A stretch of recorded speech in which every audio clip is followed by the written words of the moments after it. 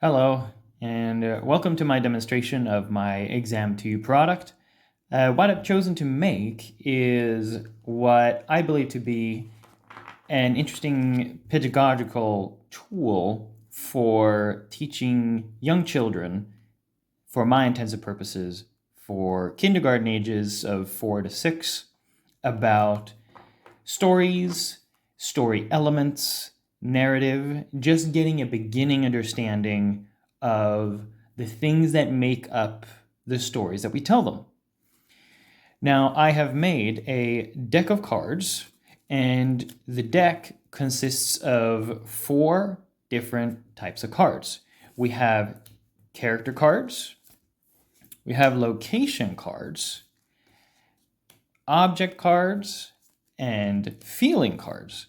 Now, the intent of this product is to produce these prompt cards, knowing what type of element it's going to be, but having a dialogue with the children about what that could be, making them consider what is good for the story.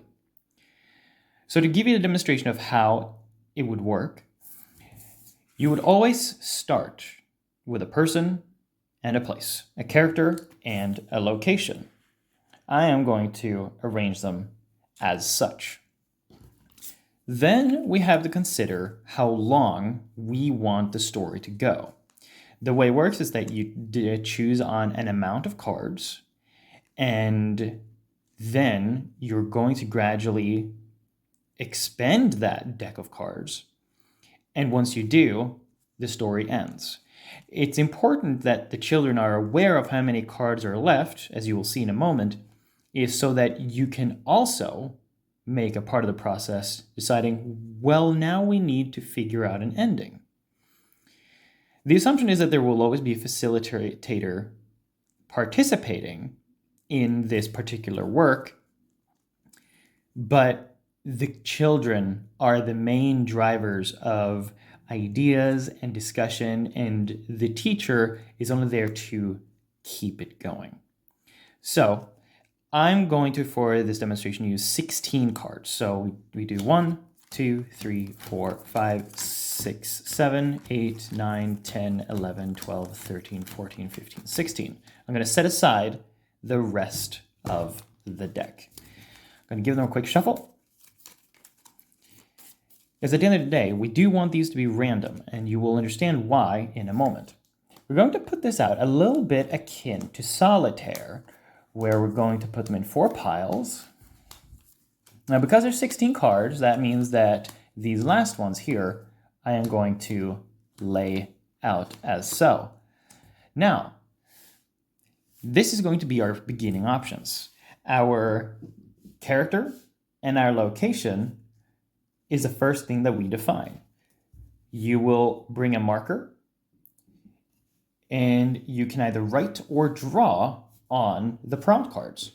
So for example, for this one, let's say that this is the Little Mermaid. I'm going to do my best here to draw a Little Mermaid. I am not a great artist, but maybe I can make do. At least there's a person with a tail. That probably works, like with a bunch of scales and so on. Excellent. We've ascertained that the starting character is a mermaid. The location, now we could say that it's underwater, but why not make it, let's make it in the castle from the story, right? So we're going to draw a castle. It's got a little flag at the top, bit of a portcullis hanging out here. Of course, the children are expected to be able to express this however they like, as long as there's a discussion and a consensus on what the element is. I also wanted to add that another intended facet of this product is that they're reusable. You can simply wipe this away with a damp cloth. Since they are laminated, So they are not single use. You can keep on using them throughout. Ta-da! Then it is for the children to decide what element comes next. We have our starting character and we have our location. So you help them paint the picture. So the Little Mermaid is in a castle. She's in a big castle, and this could be the underwater castle or perhaps the princess castle in the story, right? Like either is an option, but you have to decide. Perhaps if I want to specify that it is the underwater castle, I could make some fishes, make some bubbles around, that kind of thing. So let's say it's the undersea palace of her father. Then we got to decide, well, what will be a good next element? And for the purpose of this, let's say that we agree on a feeling card. So we put that next to the rest, and now we have to decide, okay, how is the mermaid feeling? So let's say that she is feeling sad for some reason.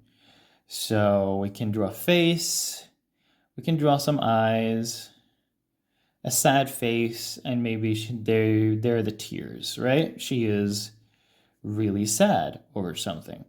Now we got to decide what she's sad about. This is a plot point at the end of the day. So maybe she is sad because she has lost something. Now we have drawn a card from the pile up here, so now we get to reveal that. As you can see, we've got multiple locations and multiple objects. This is also going to be intended to be part of the conversation. Giving multiple options prompts the children to consider what are good options right after each other. After we've introduced a location, then do we need to go to another? Why is that?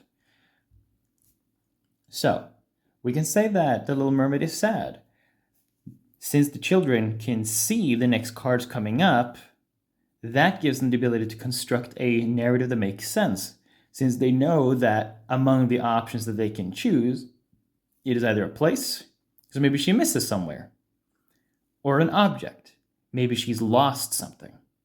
So let's go ahead with assuming that she's lost something. Let's take this object card, put that down here. Let's say she's lost a pearl. It's a lovely shiny thing. Gonna give it a little star as well. It's really shiny. She's lost this pearl.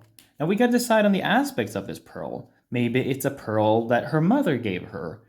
Maybe it's just really pretty, or maybe it's magical even. Maybe it is another way that she's found that she can go up to the surface and get legs, right?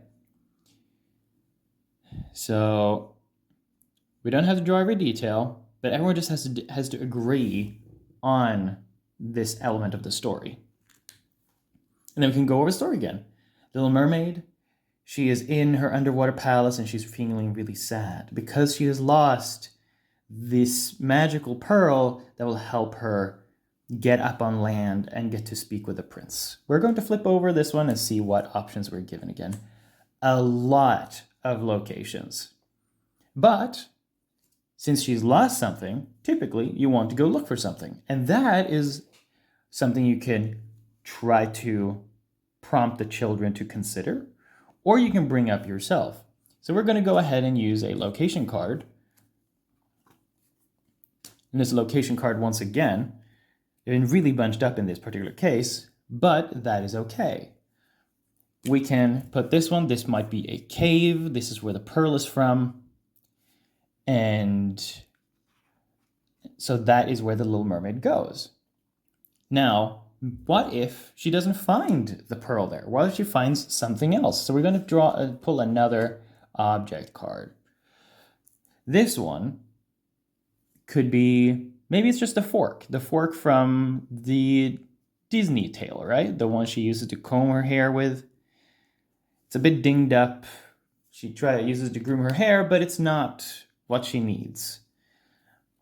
And then we can choose to change the scene. We're going to take another object card, and maybe she goes somewhere else. Maybe this time she goes to an underwater forest full of seaweed.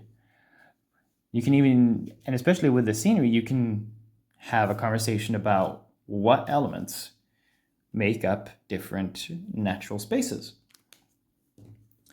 We flip over this one, and so on. Now, as you can see, we are depleting the pile over here. The story is progressing. She's sad. She has lost her pearl. She went looking in a cave.